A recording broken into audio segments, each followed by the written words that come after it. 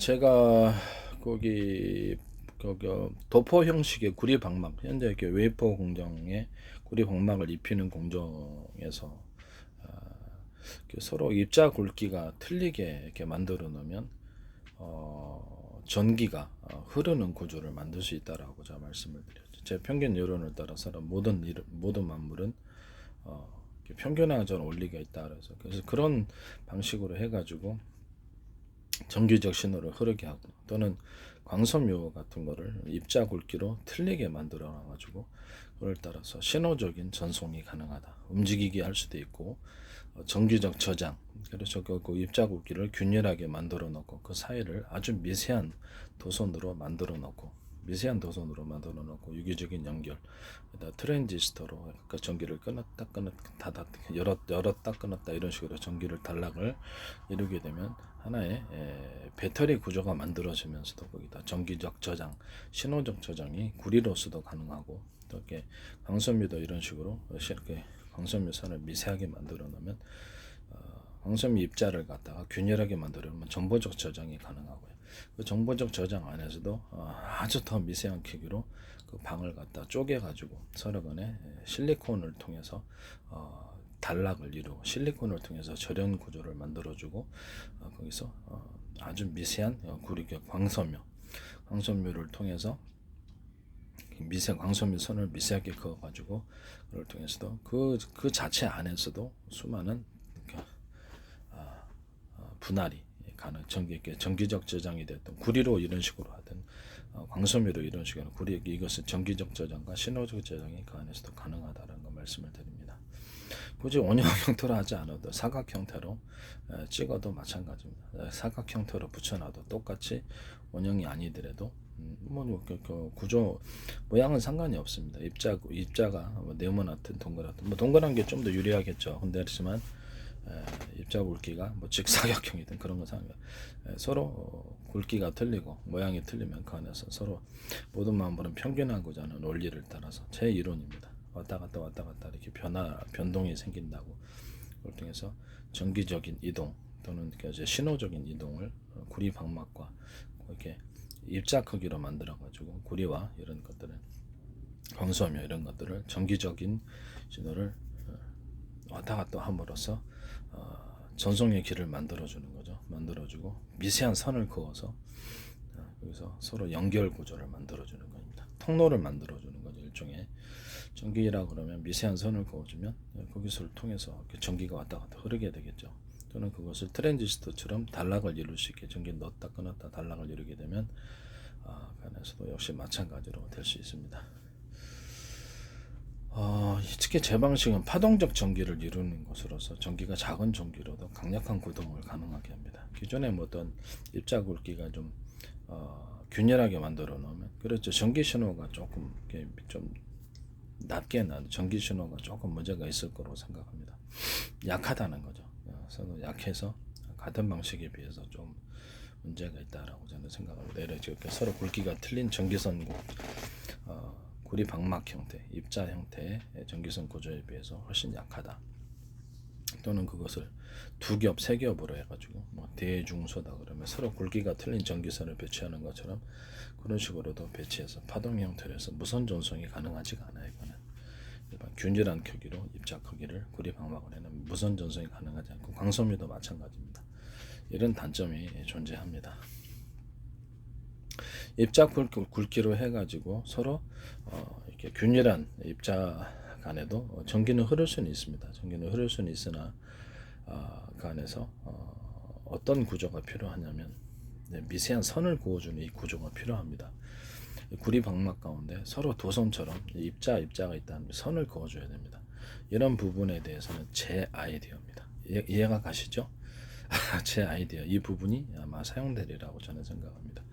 입자와 입자 사이에 미세한 선을 그어서 도선의 형태를 띠도록, 또는 그것을 선을 두께를 그렇죠, 두 가지나 세 가지 정도로 해서 두께를 틀리게 만들어 그 안에서도 파동 전기가 흐르게 됩니다.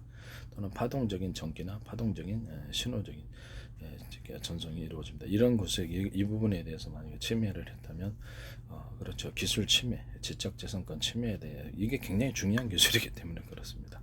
정기적 저장을 할 때는 또 정기적 저장이나 신호적 저장을 할 때 저장 부분들을 입자 굵기가 균일해야 되겠죠. 균일하고 그 안에서도 수많은 입자들로 구성되어 있어서 서로 절연이 이루어져야 됩니다. 약간 그 도선을 그리지 않고 이렇게 그 안에서도 아주 미세한 크기로 트랜지스터를 만들 수 있고요.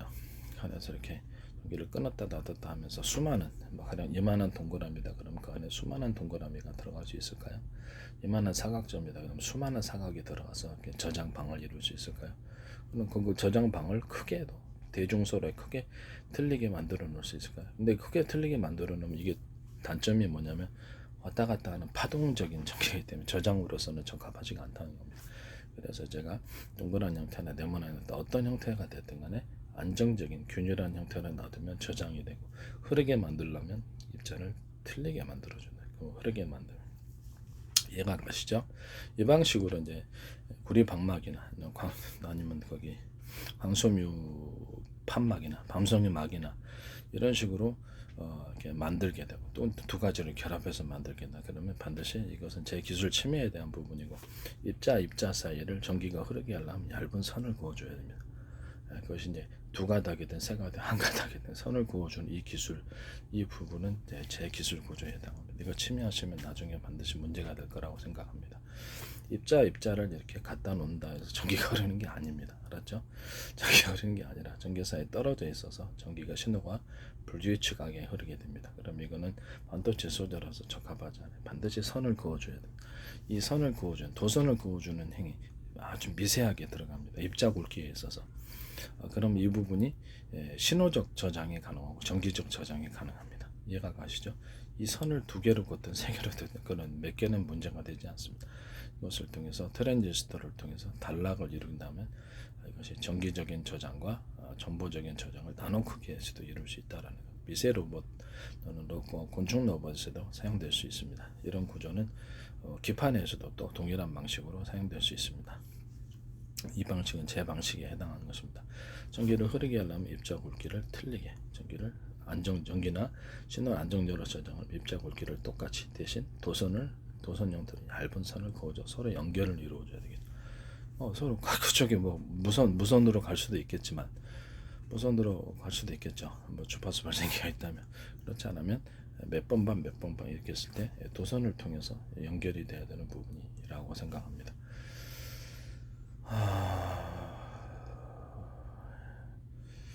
이런 형태로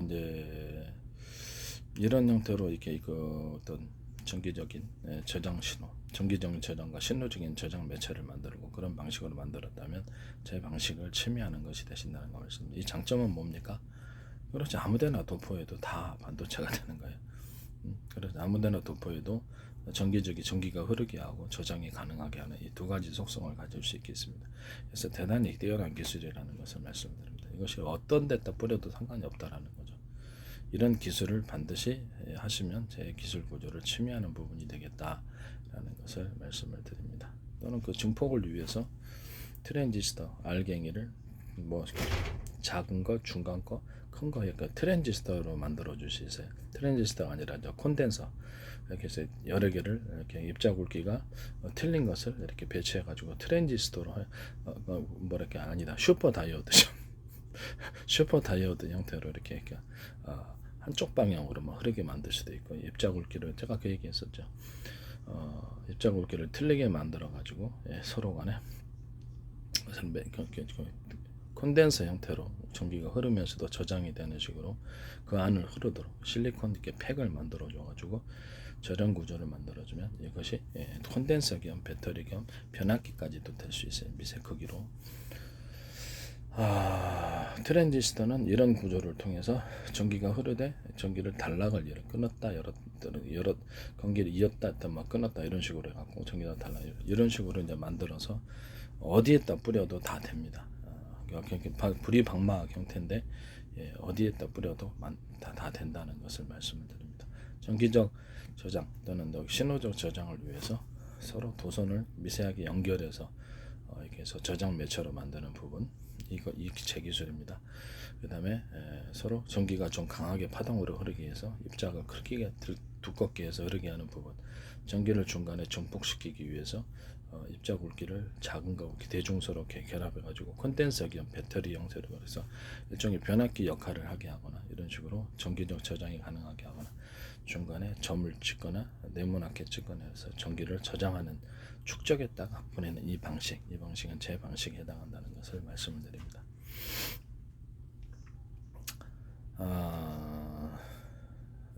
이게 전 세계 기술이에요. 이것을 침해하시면 나중에 문제가 된다는 것을 반도체 업계에서 안 사용할 리가 없습니다.